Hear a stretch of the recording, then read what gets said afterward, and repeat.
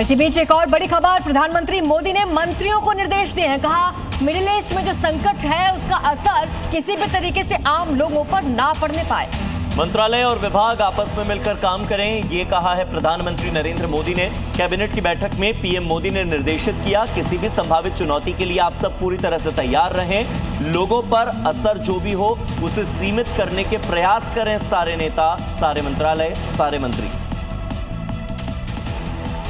Middle east में युद्ध का असर अब तेल की सप्लाई पर पड़ रहा है, ये बात सच ही है। पहली तस्वीर भोपाल की है और दूसरी पटना की। लोग सोशल मीडिया से कैसे गुमराह हो रहे हैं आप भोपाल में देख सकते हैं। फ्यूल बचा तो नहीं रहे, उल्टा गुमराह होकर फूंक रहे हैं। चूल्हे पर कढ़ाई खाली है और सिलेंडर चालू है। सीएनजी पर वाहनों की कतार इसलिए लगी है क्योंकि ये घबराए हुए हैं कि युद्ध के चलते तेल की कमी हो गई है। पटना में छोटे दुकानदार गैस की खपत कम कर रहे हैं, लेकिन गाड़ी चलाने वाले रेड लाइट पर फ्यूल की बर्बादी कर रहे हैं। रेड लाइट होने के बावजूद गाड़ी चालू है। सच तो यह है कि देश में अफवाह गैंग सोशल मीडिया पर लोगों को गुमराह कर रहे हैं।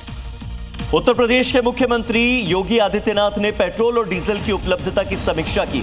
अधिकारियों ने यह बताया कि राज्य में कहीं भी ईंधन की कोई कमी नहीं है और आपूर्ति वितरण सामान्य रूप से ही जारी है।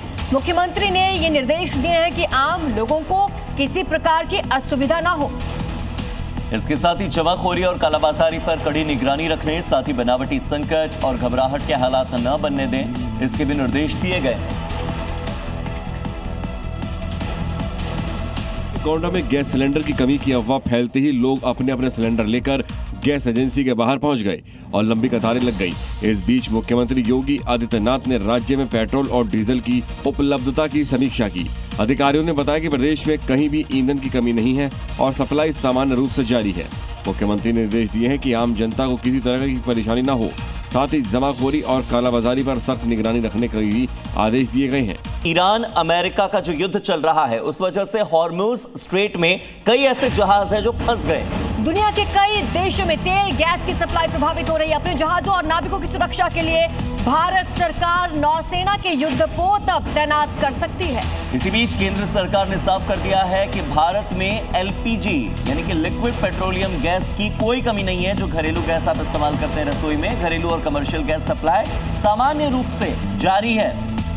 हालांकि कई जगह पर कमर्शियल सिलेंडर के लिए कुछ बंदिशें जरूर लगाई गई हैं, लेकिन आपको बता दें ये बात केंद्र सरकार की ओर से क्लियर कर दी गई है कि देश में एलपीजी की कोई कमी नहीं है।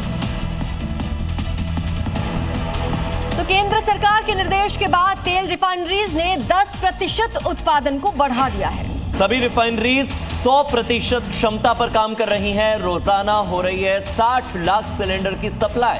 सरकार ने साफ कर दिया है कि घरेलू उपभोक्ताओं के लिए गैस की कोई कमी नहीं है, चिंता की कोई बात नहीं है।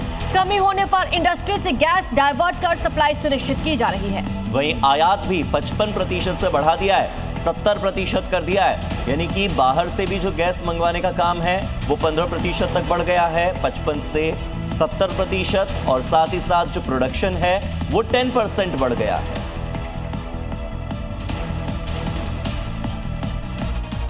अब ये दो तस्वीरें देखिए, पहली रांची की है और दूसरी दिल्ली की। रांची में घरेलू रसोई गैस सिलेंडर लेने के लिए लंबी कतारें दिख रही हैं। वहीं दिल्ली में भी कॉमर्शियल सिलेंडर के लिए दुकानदार 2500 से 3000 रुपए देने को तैयार है, लेकिन सच है कि देश में एलपीजी की कोई कमी नहीं है। केंद्र सरकार के निर्देशों के बाद तेल रिफाइनरियों ने एलपीजी उत्पादन में 10% की वृद्धि की है। सरकार का कहना है कि डिस्ट्रीब्यूटर के पास 2.5 दिन में स्टॉक पहुंचता था, वो आज भी 2.5 दिन ही है।